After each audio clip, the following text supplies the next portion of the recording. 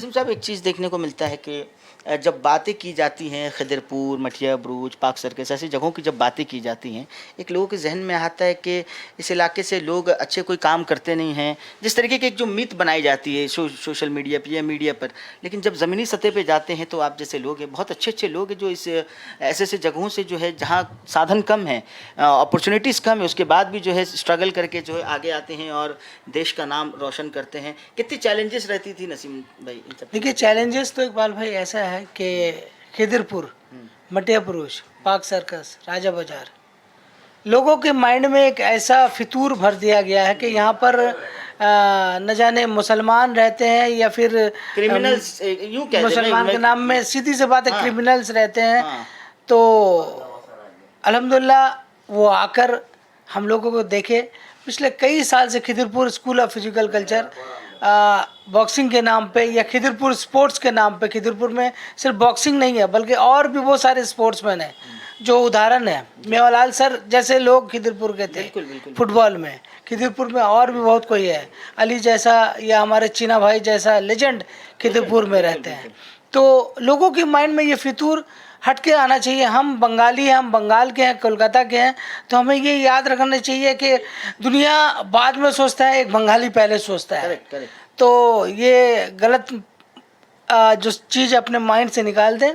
अगर हम अच्छे माइंड से देखें, अच्छे बुरे लोग हर जगह रहते हैं, कुछ अच्छे माइंड से लोग देखें, बदमाशी और तो ना ख़ास करके करते हैं। हम सरकारी तौर से मैं रिक्वेस्ट भी करना चाहता हूँ कि ऐसे ना समझे। हम लोग अगर कोई एक पाँव आगे आता है तो as a Muslim, as a आज जो माहौल है, हम दो पाँव आगे जाने के लिए अपने देश के लिए राजी होते हैं। बिल्कुल बिल्कुल। पिछले गुड इवनिंग, आदाब नाज़रीन, आप देख रहे हैं दी लोकल जर्नलिस्ट और मैं हूं इकबाल। और दी लोकल जर्नलिस्ट के स्पोर्ट्स सेगमेंट में हमारे साथ आज मौजूद हैं शहर कोलकाता के, यूँ कह लें हिंदुस्तान के एक बेहतरीन और शानदार कोच नसीम अहमद साहब, जिन्होंने लगभग 25 से 30 साल जो है बॉक्सिंग में अपना जो है करियर दिया है। और इनके माध्यम से बहुत सारे बच्चे जो हैं आज इंडिया टीम में खेल रहे हैं, दो दो इंटरनेशनल चैम्पियन हुए हैं बंगाल से। और यूँ कह लें कि खिदरपुर के शान और मान नसीम साहब हमारे साथ मौजूद हैं, उनसे बातें करेंगे। हाल ही में जो है एक्सेल बॉक्सिंग की जानिब से जो है एक प्रोफेशनल बॉक्सिंग टूर्नामेंट रखा गया था बांग्लादेश में, और इनकी जानिब से इनके साथ 3 स्टूडेंट्स गए थे इनके उस मैच में खेलने के लिए, जहाँ जो है एक लेसिंग राम बोलकर जो एक प्लेयर है मणिपुर का है, उसने बहुत शानदार प्रदर्शन की। तो क्या हुआ था, किस तरीके से तैयारी रही, आइए नसीम साहब से बात करते हैं। नसीम साहब, welcome to the local journalist. शुक्रिया सबसे पहले इकबाल भाई आपको और लोकल जर्नलिस्ट को कि हम लोग लोगों के सामने कुछ बोलने का और कुछ कहने का मौका दिया। बहुत खुशी की बात है और मैं आज फ़ख्र फील कर रहा हूँ कि मैं शहर कोलकाता का हूँ। As a Bengali, as a Kolkata people, मैं बहुत फ़ख्र फील कर रहा हूँ खिदिरपुर का, ख़ास करके जहाँ से हमारा पैदाइश नाता है। बिल्कुल। तो अल्हम्दुलिल्लाह गुज़िश्ता 24 मई को हम बांग्लादेश में ढाका में एक इवेंट था हमारा प्रोफेशनल बॉक्सिंग एक्सेल स्पोर्ट्स के तरफ से, और हमने 3 लड़कों को लेके गया था इंडिया से। पंजाब का 2 लड़का था, चंदनदीप और प्रभाकर, और मणिपुर का एक लड़का था लैसराम दीप, जो कि क्रूज़र वेट में खेला। और ख़ास करके वो कलकत्ता आया मेरे संग कलकत्ता देखने के लिए चैम्पियन होने के बाद। तो आपको भी खबर मिला, आप भी आ गए, तो थैंक यू बोलता हूँ आपको, लोकल जर्नलिस्ट को। और मैं एक चैम्पियन को यहाँ पर ले आया, अपना कलकत्ता शहर, अपना club Khidirpur school of physical culture, चीना सर केसोपीसी के नाम से जी लोग जी, जानते हैं। केसोपीसी हमारा बॉक्सिंग का जन्मदाता है, और न जाने कितने को बॉक्सिंग में सराहा है, खिदिरपुर से, कोलकाता से, बंगाल से। द्रोणाचार्य रहा उनका स्टूडेंट, अर्जुनी अवार्ड उनका स्टूडेंट रहा, और वर्ल्ड में हर जगह उनका स्टूडेंट में आज, चाहे प्रोफेशनल बॉक्सिंग के जरिए, कॉमनवेल्थ गेम में मेडल लेकर के आए अल्हम्दुलिल्लाह। हाँ, बिल्कुल, जहाँ से अली ने, हमारा अली भाई ने कॉमनवेल्थ में फर्स्ट मेडलिस्ट हिंदुस्तान का है।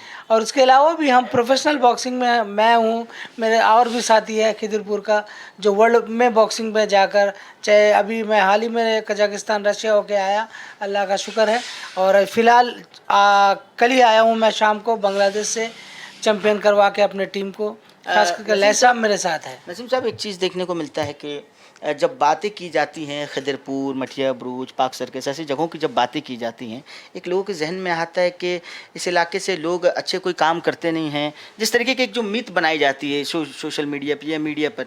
लेकिन जब ज़मीनी सतह पे जाते हैं तो आप जैसे लोग हैं, बहुत अच्छे अच्छे लोग हैं जो इस ऐसे ऐसे जगहों से जो है जहाँ साधन कम है, अपॉर्चुनिटीज़ कम है, उसके बाद भी जो है स्ट्रगल करके जो है आगे आते हैं और देश का नाम रोशन करते हैं। कितनी चैलेंजेस रहती थी नसीम भाई इन सब? देखिए चैलेंजेस तो इकबाल भाई ऐसा है कि खिदिरपुर, मटिया पुरुष, पाक सर्कस, राजा बाजार, लोगों के माइंड में एक ऐसा फितूर भर दिया गया है कि यहाँ पर न जाने मुसलमान रहते हैं या फिर क्रिमिनल्स यूँ कहते हैं मुसलमान के नाम में सीधी सी बात है, हाँ, क्रिमिनल्स रहते हैं। हाँ, तो अल्हम्दुलिल्लाह वो आकर हम लोगों को देखे।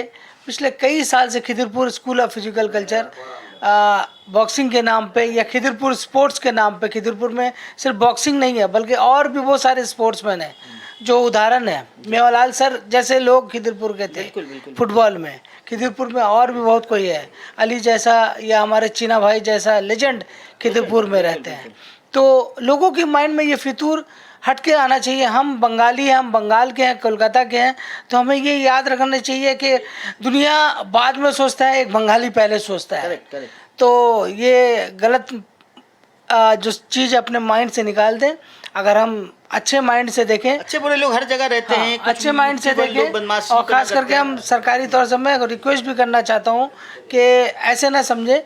हम लोग अगर कोई एक पाँव आगे आता है तो एज ए मुस्लिम, एज आज जो माहौल है, हम दो पाँव आगे जाने के लिए अपने देश के लिए राजी होते हैं। बिल्कुल बिल्कुल। पिछले 8 दफ़ा मैं हिंदुस्तान को रिप्रेजेंट किया और ये फ़ख्र की बात है कि हम हिंदुस्तानी आ रहे हिंदुस्तान को रिप्रेजेंट करते हैं। अपना देश का जनगण मन अपने दूसरे देश में हम गवा के आते हैं। बिल्कुल बिल्कुल बिल्कुल। तो अच्छा नसीम साहब, स्टूडेंट्स जो रहते हैं ख़ास तौर पर छोटे छोटे बच्चे रहते हैं, मैंने देखा हूँ कि चीना सर जो हैं, आपके जो बड़े भाई हैं, वो आप लोग छोटे छोटे बच्चों के ऊपर काफ़ी मेहनत करते देखते, बच्चियाँ जो है मेहनत करते हैं। ऐसे माशरे में बच्चे बच्चियों के ऊपर उनके जहन को, उनके पेरेंट्स को इस फील्ड में लाने के लिए कितना चेंज करना पड़ता होगा, कितनी मेहनत करनी? मेहनत तो है, ये आप लोग अच्छी तरह प्रिंट मीडिया या इलेक्ट्रॉनिक डिजिटल मीडिया ये अच्छे से जानते हैं कि एक बच्चे को संवारने के लिए एक माँ बाप को क्या मेहनत करना पड़ता है। तो उसी तरह हम गुरु, आज मैं कल स्टूडेंट था तो चीना सर हमारे गुरु थे, तो आज मैं गुरु बना हूँ, तो हमारा गुरु भी क्या किया वो हम लोग को पता होना चाहिए। एक माँ बाप जैसे अपने बच्चों को संवारता है, तो हम खास करके बच्चों को खिदिरपुर में ये या हिंदुस्तान के सभी बच्चों को ये बोलना चाहते हैं कि माँ बाप को यही बोलना चाहते हैं कि अगर आप लोग बच्चों को खेल ऐसा एक जगह है कि हम सब एक हैं, यहाँ कोई एक ही नेशन है, एक ही सब कुछ है, ना ही हिंदुस्तान, ना ही पाकिस्तान, ना ही बांग्लादेश, ना ही इंग्लैंड, लंदन, कहीं पर भी। पर जब मिलते हैं ना खिलाड़ी, तो हम पूरा एक फैमिली हो जाते हैं। तो इस सोच को लेकर आगे और बच्चों को सिखाइए, आने वाला फ्यूचर को सिखाइए, तो देश का माहौल भी बदलेगा।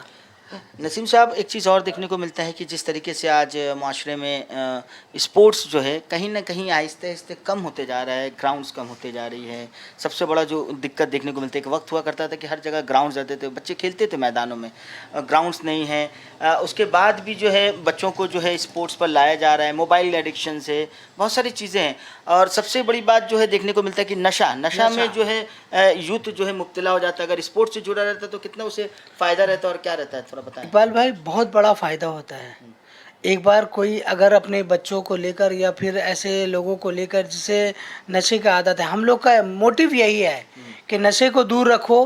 आप स्पोर्ट्स में हो, चाहे कोई भी स्पोर्ट्स हो, मैंने ये कहता कि मैं बॉक्सर हूँ तो बॉक्सिंग किसी को, आप किसी भी स्पोर्ट्स में, मैं पेरेंट्स को रिक्वेस्ट करना चाहता हूँ, खास करके अपने अवामों को, हिंदुस्तान के अवाम को, खिदिरपुर के अवाम को, कोलकाता के अवाम को, कि आप स्पोर्ट्स से जुड़िए।